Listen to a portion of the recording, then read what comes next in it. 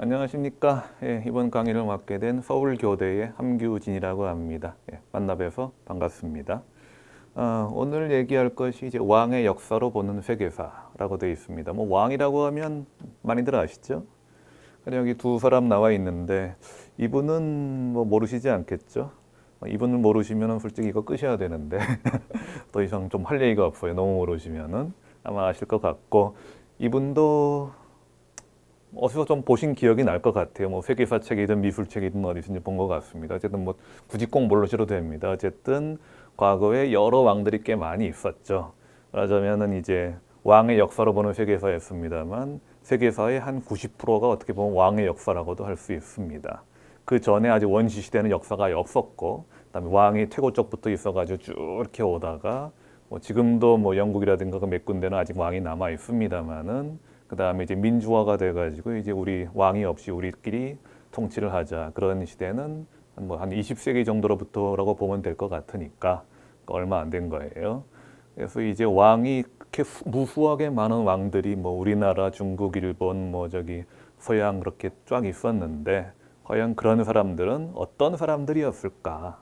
그래서 왕도 유형화 시켜가지고 뭐 좋은 왕, 나쁜 왕, 되게 못돼 먹은 왕, 상당히 위대한 왕 그렇게 많이 있을 수가 있겠고 또 처음에 나라를 세운 왕조를 세운 건국군주와 그 다음에 말아먹은 망국군주 그 다음에 이제 그 사이에 있었던 군주들 이렇게 해가지고 좀 유형화를 좀 시켜볼 수 있을 것 같습니다.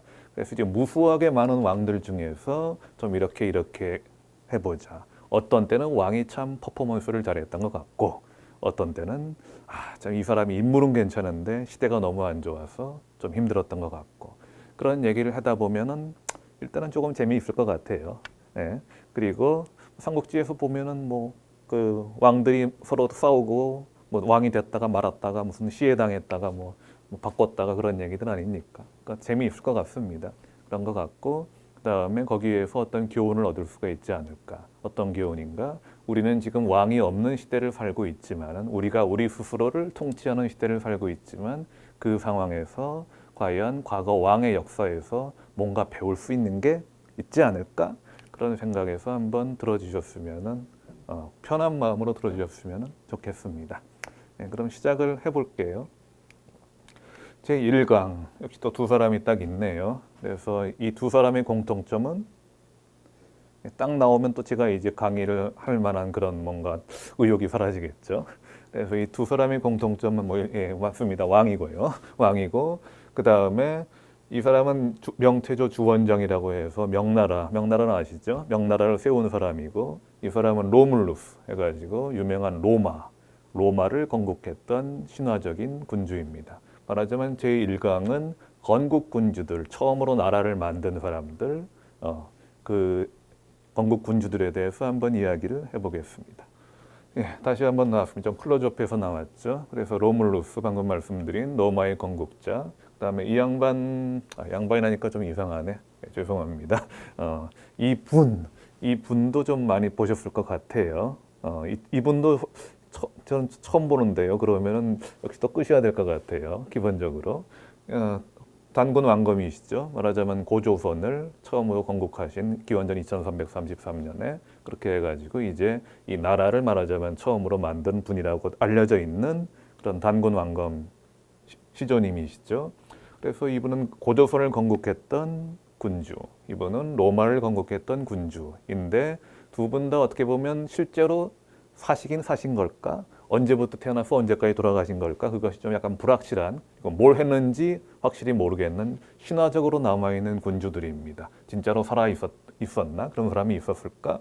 또 있었긴 있었는데 실제로 그런 뭐 바람을 불고 무슨 뭐 솔방울로 수류탄을 만들고 뭐 그런 식으로 말하자면 많은 신화적인 걸 했을까? 약간 좀 의심스럽기도 한 그런 신화적인 군주들이라고 할 수 있습니다.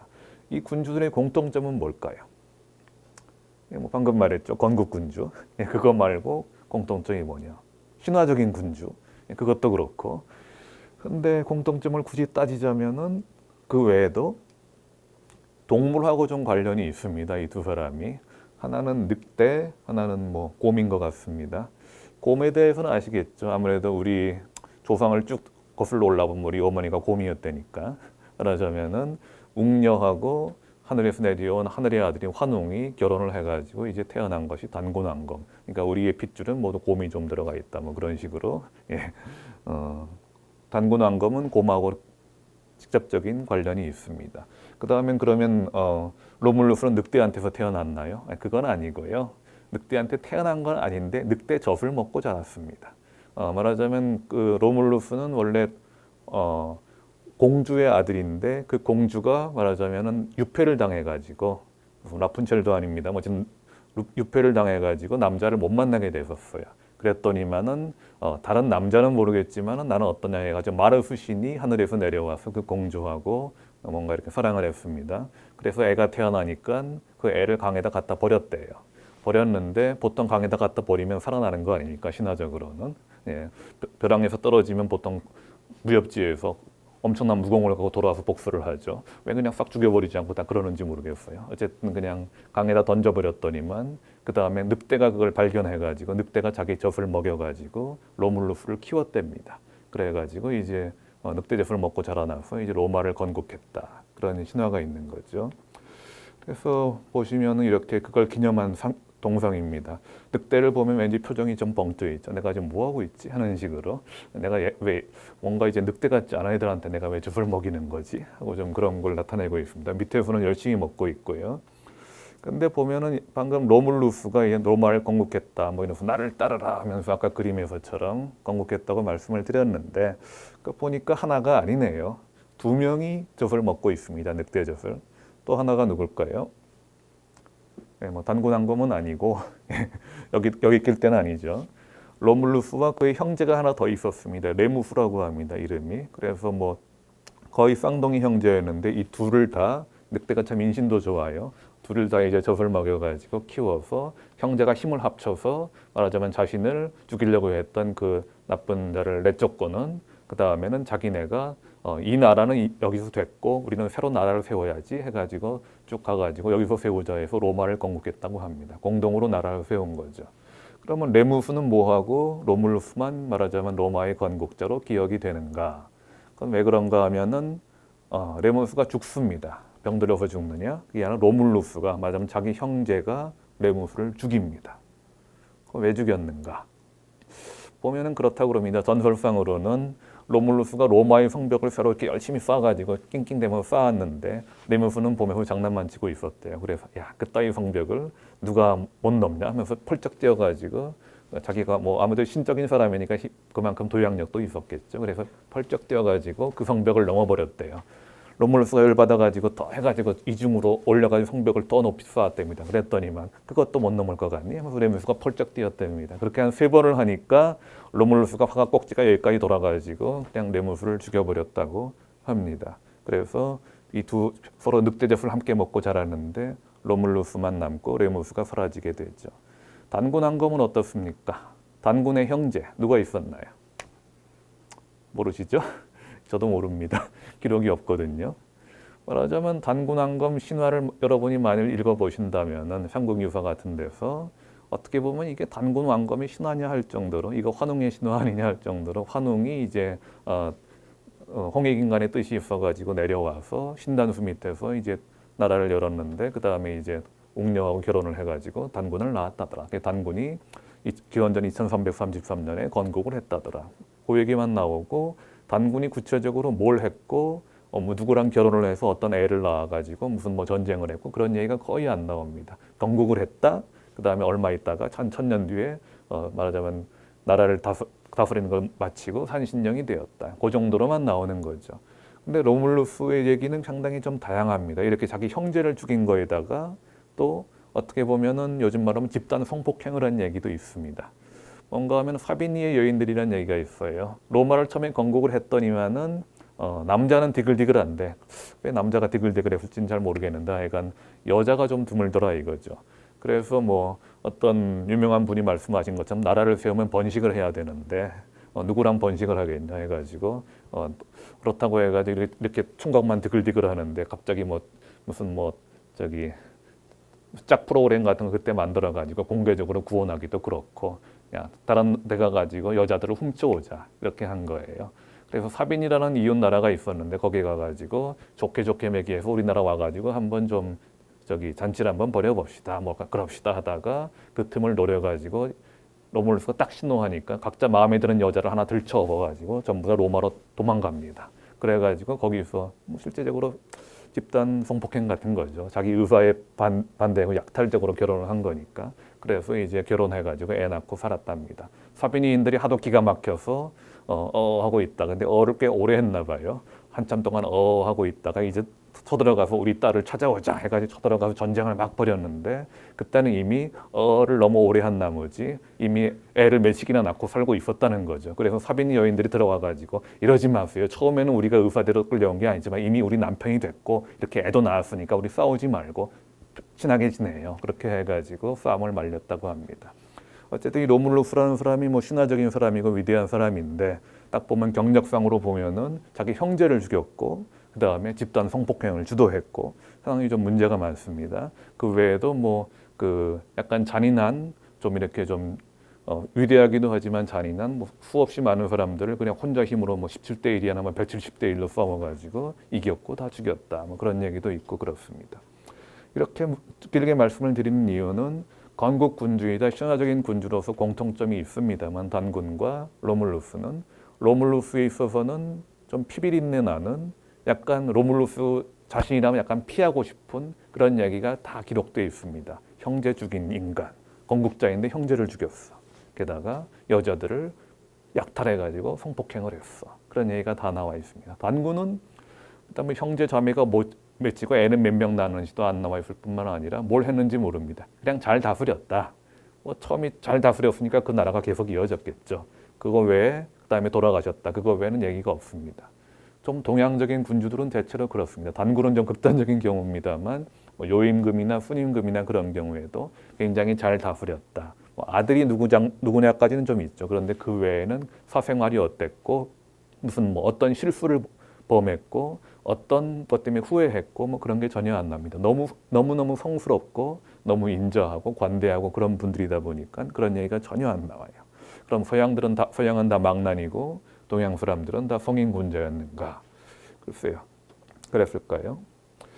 또 한 가지 예를 보죠. 조금 시간이 지난 다음에 아까 이제 그 단군이라든가 로물루스 같은 건 직접 신하고 상대했던 그런 말하자면 신인지 인간인지 별로 구별이 안 되는 사람들이었고 이 사람들은 조금 뒤입니다.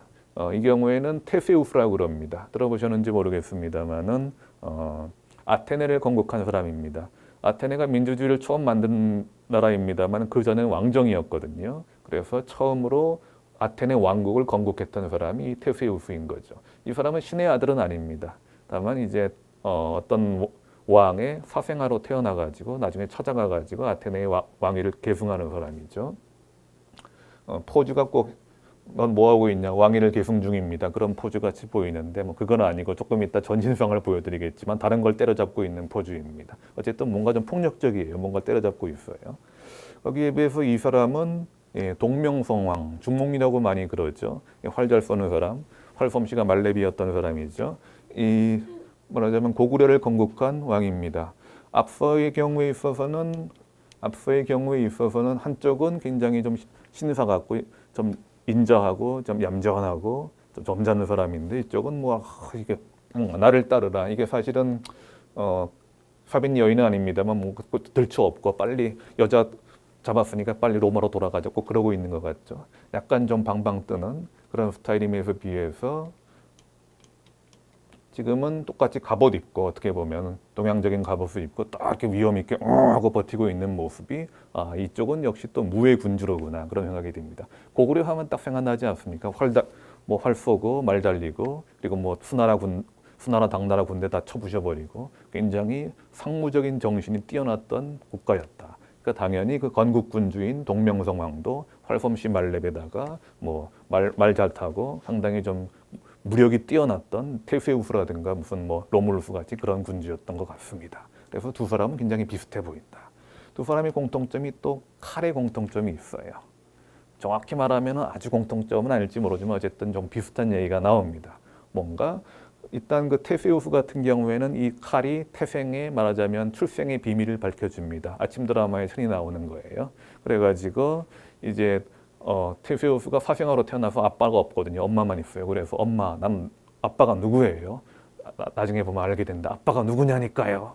그때 그래가지고 하도 그러니까 얘기해 줍니다. 아이게우스라는 왕이 있었는데 아테네 사람이 여기 쫓겨 들어왔다가 나하고 어떻게 좀 사랑을 해가지고 네가 태어났단다. 그래서 충분히 나이가 되면은 찾아오라고 증표를 남겼단다 해가지고 이 칼하고 샌드를 보여줍니다. 그래서 그걸 들고 아테네까지 막 가가지고 당신이 제 아빠입니까? 그랬더니만 칼을 딱 보더니만은 아이게우스가 그러죠. I'm your father. 그렇게 해가지고 이제 아테네를 계승하게 된다는 거죠.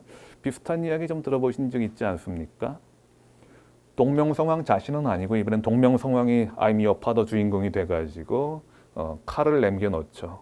그 맞아만 부여에 있는 어떤 여자하고 이렇게 사랑을 해서 애를 임신하게 됐는데 그냥 도망치느라고 그 애를 못 챙겨왔거든요. 그래서 칼을 어디다가 묻어놓을 테니까 그거를 나중에 나이가 들면은 그걸 캐가지고 오게 하라. 그러면 내가 받아들이겠다 그러죠. 그래서 유리왕 나중에 뭐 황조가 불러가지고 저 펄펄 나는 저 꾀꼬리 암수소로 정답구나. 뭐 나는 누가 돌아갔고 이거 남기셔가지고 여러분의 국어 그 시험지에 항상 나오게 만들었던 그 유리왕이 말하자면 그 칼을 찾아내가지고 고구려로 갑니다. 그래서 당신이 나의 아버지십니까? I'm your father. 이렇게 돼가지고 역시 왕위를 계승하게 되는 거죠. 뭔가 칼이 연관이 돼 있다는 거, 뭔가 이렇게 두 사람이 다 무력에 뛰어난 군주였다는 게 공통점이 꽤 있는 것 같습니다. 근데 이 두 사람이 공통적인 어떤 무력의 군주인 것 같으면서도 좀 미묘하게 또 다릅니다. 무슨 얘기인가 하면은 테세우스는 그야말로 계속 때려잡는 거 연속이에요. 뭔가 이제 내가 말하자면 왕의 아들이기에 앞서가지고 뭔가 좀 이름을 날려야겠다. 그래서 헤라클레스를 좀 본받으려고 합니다. 그때 최고의 영웅이었다고 해는. 그래서 돌아다니면서 그 그리스를 좀 말하자면 그리스 일대에서 사람들을 괴롭히고 있던 도적들을 다 아까처럼 이렇게 막 때려잡습니다. 너도 때려잡고 너도 때려잡고 너도 때려잡고 해가지고 그래서 저 사람 진짜 영웅이다. 저 사람 진짜 세다 해가지고 그래서 뭔가 이렇게 사람들한테 추대를 받고 명예를 얻습니다. 근데 거기에 비해서 동명성왕은 활 잘 쐈다는 얘기는 있는데 여러분이 뭡니까 제왕홍기라든가 또는 이제 그 삼국유사라든가 그런 동명성왕에 대한 기록을 읽어보시면은 뭔가 싸웠다는 기록이 없어요. 그런가요? 다시 한번 읽어보십시오. 그럼 거기 싸웠다는 기록이 없습니다. 보면은 나라를 저절로 이 사람이 위대하니까 갖다 바쳤다. 또는 일단 약간의 협잡 같은 걸 해가지고 어떤 데 가보니까 거기에 궁전이 참 마음에 들더라. 야, 이 도시를 내가 한번 가졌으면 좋겠다. 그럼 어떻게 가질까? 해가지고 몰래 거기 가가지고 궁전 그 기둥에다가 이렇게 이름을 씁니다. 그래가지고 나중에 여기는 내가 원래 수도다. 무슨 소리야? 내가 언제부터 여기 살았는데 여기 봐라 이름 내가 써 있다. 해가지고 그런가? 해가지고 갖다 바치고 뭐 그런 얘기가 많이 나옵니다. 또는 어떤 쪽에는 저항을 막 해요. 내가 왜 힘들어 쌓은 나의 도시를 너한테 바쳐야 되냐? 그랬더니만 나는 신의 아들이기 때문에 바쳐야 되거든 해가지고 했더니만 물이 잠겨가지고 도시가 다 물에 잠겨버립니다. 마법으로 하는 거죠 말하자면. 그래가지고 할 수 없이 항복을 하고 이런 식으로 해서 말하자면 전쟁이 신이라고도 얘기를 하는데 나중에 이제 드라마 같은 데 보면 이렇게 미화됩니다만은 실제로 전쟁을 한 얘기는 하나도 안 적혀 있어요. 뭐 그냥 권위로서 뺐든지 무슨 속임수로 뺐든지 아니면 진짜 마법을 부려서 뺐든지 그런 얘기만 나옵니다. 왜 그랬을까요? 여기서는 그냥 실제적으로 그냥 왕이 전쟁을 한 것도 나가가 돌아다니면서 때려잡고 또 때려잡고 해서 그렇게 진짜 무력으로 말하자면 나라를 세우는 그런 과정을 여실히 보여주는데 이 동명성왕도 아마 그랬을 것 같지만 처음에 말하자면 고구려가 조그만 나라에다가 점점점 커지지 않습니까? 그 과정에서 결국은 다 때려잡고 다니면서 여러 부족들을 이렇게 항복시키고 전쟁으로 뺏고 약탈하고 그렇게 해서 나라가 커졌겠죠. 실제 역사에선. 근데 그 과정을 신화에선 다 생략해버립니다. 아까 말씀드린 것처럼 동양의 군주는 직접 나가 싸우는 사람이 아니에요. 동양에서 왕이란 누군가. 그러면 이만한 전사? 그건 서양의 경우인 거죠. 서양에서는 앞에 나가서 나를 따르라 해가지고는 누구보다 앞장서가 적진에 뛰어들어서 뭐 17대 1로 싸워가지고 말하자면은 다 물리치고 이기고 그런 사람이 말하자면 왕으로서 이상적으로 물론 그렇지 않은 왕들도 많겠죠 실제로는. 그런데 왕 하면은 뛰어난 전사, 최고의 전사, 가장 용감하고 용맹한 사람 이런 식으로 이미지가 됩니다. 동양에서는 전혀 아닌 거죠. 아까 단군왕건 보는 것처럼 항상 점잖고 천둥이 쳐도 벼락이 떨어져도 가만히 하고 있고 항상 이렇게 앉아가지고 그냥 말하자면 여기 기본적인 법률을 제정하고 정책 만들고 사람들 재판해주고 현명하고 위대한 인자한 관대한 그런 사람입니다. 말하자면 동양은 문적인 면이 동양에 있어가지고는 가장 기본이었다고 한다면 군주하면은 문이다. 글로 말하자면 사람들을 일단 말로써 글로써 어떤 덕으로서 다스리는 게 동양의 군주상이라고 한다면은 한번 없어지네요. 서양에서는 무로서 말하자면은 직접 칼을 들고 창을 들고 직접 나가서 싸우고 수많은 사람을 죽여가지고 그래가지고 나라를 세우는 사람 또는 나라를 지키는 사람 그런 사람이 군주다. 그런 사람이 왕이 될 만한 제목이다. 이렇게 보통 여겨졌다는 거죠. 그것이 서양과 동양의 근본적인 차이를 많이 가져옵니다. 그래서 똑같은 왕이라고 하더라도 서양과 동양이 다르고 건국 군주라고 한다면 당연히 엄청나게 위대한 전사였을 거야. 서양에서는 그렇게 얘기하고 동양에서는 전사가 아니라 굉장히 위대하고 인자해가지고 사람들이 그냥 그 얼굴을 보기만 해도 당신을 따르겠습니다. 우리를 다스려 주소서. 그런 사람이었을 거야. 그렇게 생각을 한다는 거죠. 그래서 다음을 보시면 이제 좀 역사 시대로 올라가 보겠습니다. 여태까지는 이제 신화적인 말씀을 좀 계속 드린 거고요. 이제는 실제로 역사에서 존재해서 살아 움직였던 사람들입니다. 아까 잠깐 나왔던 명태조 주원장, 그 다음에 이 사람은 약간 찌푸리고 있는 이 양반은 한고조 유방입니다. 근데 이 두 사람의 공통점이 또 뭔가 하면 역시 건국군주라는 공통점이 있고요. 또 특별히 특징이 뭔가 하면 굉장히 출신이 미천합니다. 왜 중국 사람만 갖다 냈냐 할 수 있겠지 모르겠습니다만 세계사를 뒤져봤을 때 이렇게 상당히 미천한 그야말로 사회 밑바닥 인생에서 쭉 올라와가지고 황제까지 된 사람, 말하자면 똥수저를 들고 나와서 나중에 금수저 차려 먹은 사람이 말하자면 이 둘 정도밖에는 좀 없는 것 같아요. 뭐 굳이 찾아보면 조금 나오겠습니다. 그래도 유명한 사람들 중에 꼽자면은 이 한고조 유방, 한나라를 건국한 사람, 그 다음에 명태조 주원장, 명나라를 건국한 사람, 이 두 사람이 진짜 밑바닥에서 올라와서 마지막에 금수저 주인이 된 사람들입니다. 이 한고조 유방 같은 경우에 있어서는 이름이 방, 나라 방자를 씁니다만은 이게 원래 이름이 아니고 나중에 좀 유명해졌을 때 지은 이름이라고 합니다. 그래서 원래는 개자를 썼다고 그래요. 유계라고 불렀다고 그럽니다. 근데 개라는 건 딴 얘기가 아니라 막내란 뜻입니다. 원래는 유신의 집 막내 아들, 첫째 아들은 유백, 유신의 집 첫째 아들. 이름 짓기도 귀찮아. 말하자면 너무 찌질한 인생이기 때문에 그냥 누구 첫째, 둘째, 셋째 구별만 하면 되는 거지. 누구 뭐 우리에게 이름을 뭘로 짓다 해가지고 획수 따져가지고 무슨 오행 따져가지고 그럴 시간도 없고 관심도 없어요. 말하자면 하루 살고 하루 먹기가 바쁜 사람들이기 때문에 그냥 옆에 있는 사람이 첫째냐? 아니 셋째인데요. 알았다. 뭐 이런 식으로 구별만 하면 돼. 그런 식으로 말하자면 이름도 대충 그냥 첫째, 둘째, 셋째로 지어놨던 말하자면 천민 중에 천민이었던 사람인 거죠. 거기에 비해서 항우 같은 사람은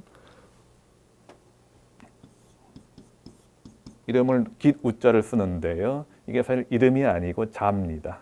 자가 무엇인가 하면은 가령 이제 삼국지 좀 많이 보신 분들은 다 아시겠지만은 제갈양이라고도 하고 제갈공명이라고도 하고 그렇게 부르죠. 그런데 거기서 제갈양이 이름이고 제갈공명은 자입니다. 옛날 사람들은 그냥 이름을 부르는 게 약간 좀 실례라고 생각했는지 자라고 해가지고 자기가 만들어낸 이름을 붙여가지고 공명이신가, 제갈공명이신가 이런 식으로 부르지 제갈양인가 하면은 뭔가 좀 사람을 욕하는 듯한 그렇게 했다 그럽니다. 말하자면 자라는 제2의 이름을 만들어가지고 그걸 쓰고 다녔다는 얘기는 항우는 굉장히 귀족 중에서도 상당히 높은 귀족. 이 버젓이 있을 뿐만 아니라 이름 외에 자까지 붙였던 그런 사람이라고 볼 수가 있는 거죠. 반면 유방의 경우에서는 이름 자체도 그냥 뭐 셋째, 넷째 하는 막내 아들이라는 이름밖에 갖고 있지 못했던 상당히 전 천민이었다는 겁니다. 이 주원장의 경우에도 그렇습니다. 원장 이름 어떻게 되는지 모르겠습니다만 소장농 아주 가난한 원나라 말기 소장농의 아들로 태어나가지고 굉장히 고생을 많이 했다고 그럽니다. 일단 기근이 엄청나게 들어가지고 다 굶어 죽는 상황에서 아버지도 굶어 죽고 큰 형도 굶어 죽었대요. 그래서 우리 이렇게 이 집에서 살다가는 우리 다 죽는 수밖에 없겠다. 다 나가서 어떻게 각자 도생을 해보자. 그래가지고 다 온 가족이 뿔뿔이 흩어져가지고 거의 국어를 해가지고 또는 도둑질을 해가지고 겨우겨우 먹고 살았답니다. 그 과정에서 머리 깎고 숙녀도 한번 돼봤는데, 왜 그러냐면 절에 들어가면 뭐 먹을 게 있지 않을까. 근데 먹을 게 있긴 뭐가 있겠어요. 그래가지고 나와가지고 다시 또 돌아다니면서 한 푼만 줍쇼 하면서 다니고 그랬던 사람이 이제 주원장입니다. 그러니까 이제 그 두 사람 다 전부 가문이라고는 요만큼도 없이, 말하자면 거의 똥수저 내지는 수저 자체가 없이 태어난 그런 사람들인 거죠. 그런 사람들이 그냥 뭐 귀족도 아니고 무슨 뭐 여느 그냥 공우백작도 아니고 황제가 돼가지고 온 천하를 다스리게 됐으니까 상당히 특이한 케이스라고 볼 수가 있겠죠. 어떻게 그것이 가능했는가? 어떻게 보면 그 밑에는 유능한 신하들이 꽤 많이 있었습니다. 여러분 보시면 아시겠지만 이 사람은 한신이라고 해가지고 그 당시에 무역에 있어서는 진짜 말렙이다. 아까는 뭐 저기 태수여수는 직접 돌아다니면서 패고 다녔습니다만은 한신은 이 사람 자체가 굉장히 무력도 뛰어나고 그리고 천재적인 전략가이기 때문에 도대체 이길 수 없는 전쟁 같은 것도 이 사람이 나서면은 다 이길 수 있었다. 그래서 항우가 자기가 굉장히 전쟁의 신이다라는 것처럼 뽐내고 다녔는데 한신에서만큼은 도저히 이길 수가 없어가지고 피해 다닐 정도로 그만큼 무력이 뛰어났다는 사람이죠. 그리고 그 외에 뭐 장량이라든가 소하라든가 역생이라든가 하여간 상당히 뛰어난 인재들이 유방 밑에서는 많이 모여 있었습니다. 반면 항우 쪽에서는 범중이라고 하는 좀 훌륭한 모사가 한 명 있었는데 항우가 자꾸 말을 안 들어줘요. 그래가지고 범중을 결국 쫓아내버리고 자기 마음대로 합니다. 그러다 보니까 망하는 거죠. 그래서 나중에 유방이 항우하고 계속 싸우다가 나중에 이겨가지고 그런 얘기를 하죠. 나는 항우에 비해서 좀 솔직히 떨어지는 사람이다. 나 스스로만 보자면. 하지만은 나는 여러 사람을 뭐 한신이라든가 장량이라든가 그런 사람들 모여가지고 쓸 수가 있었는데, 활용할 수 있었는데 항우는 범중 하나도 활용하지 못했다. 그래서 항우는 지고 내가 이긴 것이다. 이렇게 스스로 평가를 합니다. 그 말이 맞는다고 생각합니다. 주원장도 마찬가지입니다. 이 사람은 서달이라는 사람인데 이 사람도 뭐 전쟁의 신까지는 알지 모르지만 굉장히 싸움 잘하는 사람입니다. 이 사람이 그 주원장이 원래 강남 쪽에서 여러 군벌들하고 서로 싸웠거든요. 뭐 정우량이라든가 장사성이라든가 그런 사람들하고 서로 경쟁을 했습니다. 항우하고 유방이 경쟁했던 것처럼. 그런데 그 중에서 제일 약한 쪽이 주원장이다. 보통 그렇게 얘기했어요. 강남의 패권을 누가 차지하느냐? 아마 장사성일 거야. 아니면 그러면 정우량일 거야. 주원장은 걔는 찌질이가 뭐가 되겠어. 뭐 그런 식으로 평가를 낮게 받았습니다. 그만큼 군사력이라든가 무슨 재력 같은 게 많이 떨어졌어요. 하지만 인재만큼은 주원장이 많이 모으고 있었다는 거죠. 이런 서달같이 싸움 잘하는 사람도 그 밑에 두고 있었고, 또 무슨 유기라든가 그런 성흠이라든가 그렇게 아주 문장을 잘하고 학식이 높은 그런 선비들도 옆에 두고 있었습니다. 그러니까 결국 주원장도 사람을 잘 모아가지고 뭐 태생이 뭐 훌륭한 태생이었다든가 또는 무슨 재력이 아주 뛰어났다든가 그런 게 아니라 사람을 잘 모아서 인화를 잘해가지고 결국 세상을 얻은 천하를 얻은 그런 케이스라고 볼 수가 있겠죠. 그거는 그 사람들이 태생이 좀 미천했기 때문에 그런 걸 수도 있을 겁니다. 왜냐하면은 좀 미천하기 때문에 말하자면 뭐 귀족적인 자존심이 별로 없거든요. 제가 말이죠. 옛날에 그냥 다 빌어먹다가 여기까지 왔어요. 앉아보세요. 뭐 당신도 요즘 힘들었다면서요. 우리 같이 좀 잘해 나갑시다. 뭐 그런 식으로 뭐 소탈한 면이 있고, 다른 사람들은 뭔가 이렇게 한번 만나보는 것도 좀 힘들 정도로, 뭐 왕은 아니더라도 무슨 뭐 꽤 높은 귀족이니까 한번 명함 내밀으면 한 3개월 기다려야 겨우 한번 만나보고 그러는 건데, 유방이라든가 주원장은 그런 게 아니야. 능력이 있으면 그럼 내가 쓸지. 그 사람 왜 그냥 아무 일도 못하고 있대? 내가 해가지고 쓸 거야. 이런 식으로 해가지고 인재들을 잘 끌어들입니다. 또 이 사람도 부담이 없어요. 아주 높은 귀족도 아니고 뭐 그러니까 원래 천민이었다면서, 원래 빌어먹고 다녔다면서 뭐 그래가지고 그런 게 있습니다. 그래가지고 격의가 없이 대해가지고 얘기를 할 때도 내가 한번 의견이 있습니다. 그래 뭔가 이렇게 해봅시다. 그래 좋아 이런 식으로 해가지고 탁탁탁 나갈 수가 있습니다. 그래가지고 뭉쳐가지고 인재들이 저막 다 자기 목소리를 잘 내고 그걸 잘 반영이 되고 있었기 때문에, 그래서 자기 혼자 힘이 아니라 여러 사람들의 힘을 모아가지고 결국 아주 형편없는 상황에서 세상을 다스리는 황제까지 될 수 있었다. 천민이기 때문에 어떻게 보면 그것이 가능했다. 비천한 출신이었기 때문에 그렇게 볼 수가 있을 것 같습니다.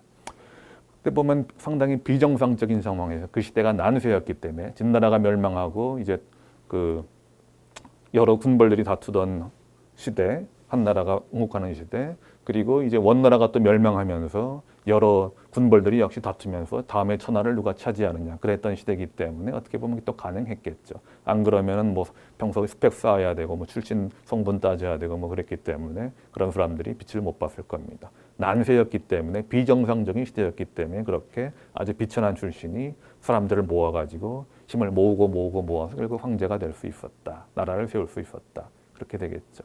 그런데 문제는 이제 나라를 세웠습니다. 나라 세워가지고 이제 천하를 통일해가지고 이제부터는 왕조를 계속 이어가야 돼요. 한나라와 명나라를. 근데 그렇다면 이제 비정상적인 것을 좀 정상적인 것으로 돌려보자. 이런 생각을 하게 됩니다. 어떻게? 죽여 없애는 겁니다.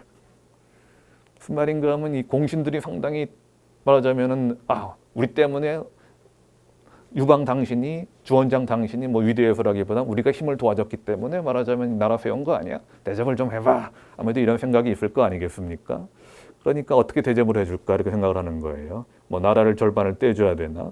뭐 공주를 무슨 뭐 동화에서 나오는 것처럼 결혼시켜가지고 왕위를 계승시켜야 되나? 어떻게 하지? 그냥 죽이자. 귀찮다. 어떻게 보면 그렇게 되는 겁니다.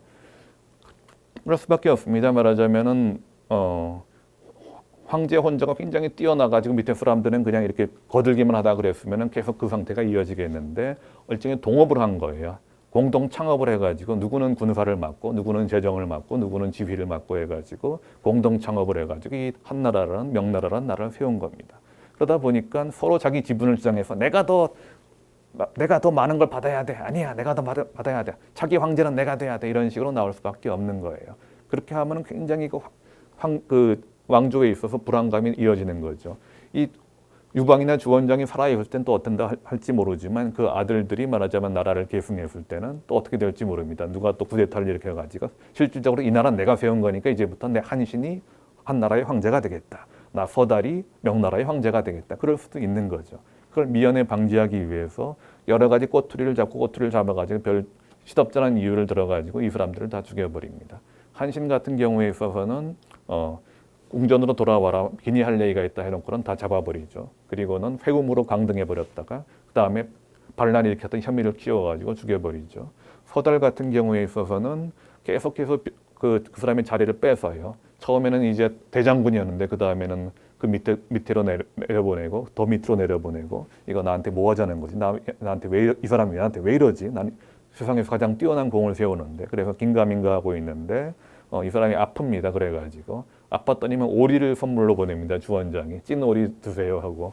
근데 보면은 한 방에서 그 병하고 찐 오리는 상극이에요. 먹으면 거의 죽는 겁니다. 그래가지고 서달이 눈물을 흘리면서 그 오리를 먹고 죽었다고 합니다. 그만큼 이게 황제께서 날 버렸구나. 나더러 죽으라고 하는 거구나. 그걸 알았던 거죠. 그래서 눈물을 흘리면서 그 오리를 먹고 죽었다고 합니다. 그 외에도 뭐 여러 건국공신들이 있는데 다 이런저런 핑계 들어가지고 죽입니다. 게다가 삼족을 멸하고 그 친구들까지 다 죽여버려요. 좀 연관이 있는 사람들. 그래서 서달 한 번 죽일 때마다 한 10,000명, 누구 한 번 죽일 때 한 20,000명 그렇게 아주 그냥 씨를 말리는 아주 참혹하고 잔인한 짓을 하게 되는 거죠. 그래서 보면 어떤가. 건국군주라는 사람은 새로운 질서를 말하자면 창조하는 사람입니다. 아까는 신화적인 거였기 때문에 잘 모르겠지만 이제 실제 역사에서 보자면은 그렇게 아무것도 없었던 데서 새로운 질서를 만들었다. 뭐 세상이 혼란스러워가지고 그냥 서로 싸우고 죽이고 그냥 법도 없고 막 그냥 서민들은 죽어나가고 지금은 한 나라 천하였다가 또 그다음에 무슨 다른 나라가 들어오고 그다음에 또 다른 나라가 바뀌어가지고 맨날 이쪽에 세금 바쳐라 이쪽에서 군인 징집에 응해라 그런 식으로 하니까 굉장히 서민들 힘들죠. 그거를 다 평정해가지고 이제는 한 나라 하나밖에 없으니까 이제는 명나라 하나밖에 없으니까 이제 이쪽에만 세금 바치고 이제는 세상이 굉장히 많이 힘들었으니까 웬만하면 이제 전쟁도 더 이상 하지 않고 편안하게 사십시오. 참 백성들한테 많은 혜택을 준 그런 위대한 업적을 세운 사람입니다. 성인 같은 사람들이죠. 유방이라든가 또는 주원장이라든가 그런 성인가운 면모가 있는 반면 동시에는 자기를 도와줬던 그 사람들 아니면은 결코 업적을 이룰 수가 없었던 그런 사람들을 잔인하게 배신하고 죽이고 게다가 그 연관자들까지 수없이 많은 사람들을 죽인 그야말로 짐승 같은 존재이기도 한 사람이 건국군주입니다. 그래서 아까 나왔던 태수의 전신상입니다. 뭔가를 막 때려잡고 있는 거죠. 보면은 위에는 사람의 모습이고 아래는 말의 모습을 하고 있습니다. 이걸 뭐라고 그럴까요? 켄타우로스라고 좀 들어보셨는지 모르겠습니다. 게임 같은 데서도 좀 캐릭터로 나오던데 위에는 사람이고 하반신은 말인 존재 그렇습니다. 말하자면은 그 일종의 괴물인 거죠. 사람도 아니고 동물도 아니고 중간적인 존재. 근데 옛날 그리스의 철학자들은 군주들한테 이 켄타로스를 본받아라 이렇게 얘기를 했답니다. 또 실제로 뭐 신화적인 그런 군주들이 또는 영웅들이 켄타로스의 가르침을 받았다는 말도 있고요. 그건 무슨 말인가? 누군가의 군주가 되기 위해선 특히 그냥 보통 군주가 아니라 없었던 데서 새로운 질서를 만들어가지고 혼란스러운 난세를 수습해서 새로운 통일 국가를 세우는 그런 굉장히 위대한 업적을 세우는 건국 군주는 가장 인간적인 사람이면서도 동시에 가장 짐승 같은 면모를 갖고 있어야 한다. 성인인 동시에 가장 야수인 그런 존재여야 된다. 말하자면 어떤 면에서 굉장히 백성들한테 많은 혜택을 베풀고 새로운 법을 만들고 질서를 세우고 세상을 통일해서 평화를 가져오고 사람들한테 뭐 법과 제도를 찾아주고 그런 위대한 면모를 보여주는 한편 동시에 잔인하고 흉폭하고 굉장히 뭐 질투심도 많고 그리고 결코 용서하지 않으며 배신을 밥 먹듯이 하고 거짓말을 잃을 수 없는 그런 흉폭한 면도 동시에 갖추고 있어야만 일이 된다. 어느 한 가지만 가지고는 되지 않을 것이다. 그래서 테세우스가 그 켄타우로스를 때려잡고 있는 장면은 그 자신도 건국 군주로서 말하자면 켄타우로스를 뭐 때려잡으면서 본받는다면 좀 이상합니다만 극복해서 내가 켄타우로스처럼 되겠다. 나는 위대한 성인의 면모인 동시에 아주 흉폭한 잔인한 야수의 면모를 동시에 갖추어서 그래서 이 나라를 세우고 그리고 당장 망해버리지 않게 유지해 나갈 것이다. 이런 것을 상징적으로 보여주고 있지 않는가 생각이 됩니다. 건국 군주 그리고 어떻게 보면 왕이라는 존재 자체가 그렇게 양면성을 가지고 있다. 굉장히 성스럽고 위대한 면과 아주 잔인하고 흉폭하고 자기밖에 모르는 이기적인 그런 면모를 가지고 있는 것이 왕이다. 이 한쪽의 면모가 좀 극단적으로 가면 아마 성군과 폭군이라는 두 가지의 모습이 되지 않을까 싶네요. 예, 여기까지 오늘은 건국군주에 대해서 그리고 왕이라는 거의 본질에 대해서 말씀을 드렸습니다. 감사합니다.